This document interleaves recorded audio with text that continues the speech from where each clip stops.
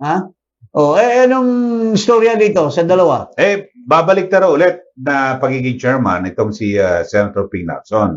Ano naman mukha mong babalik? Wala ka nga nagawa. Dinivert mo nga hindi mo nga pinurso yung testimony ni Gutesa eh.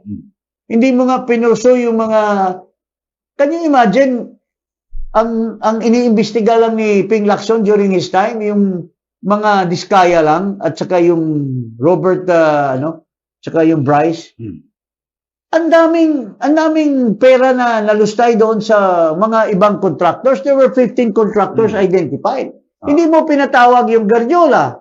Hindi mo pinatawag yung Momo. Hindi mo pinatawag yung Sunwest. At saka mga iba pa. So, anong mukha mo, Ping Lacson, na babalik dyan? Ha? Para naman pagtakpan mo yung mastermind. Tapos, itong si Soto, anong sabi ni Marcoleta?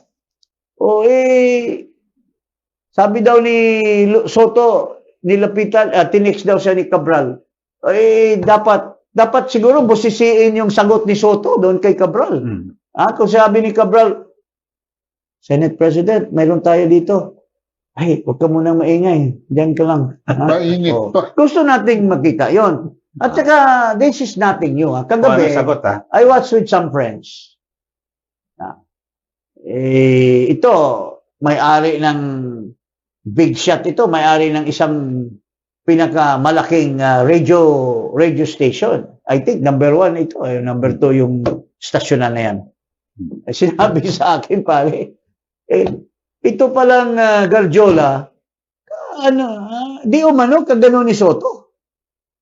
Ito yung body ni Soto. Itong si Edwin Garjola. Congressman. Dapat i-disclose mo yung friendship mo kay Garjola. One of the big six yan. Para hindi natin masabi na pinuprotektahan mo si Garjola dyan sa Senado, Soto. Ha?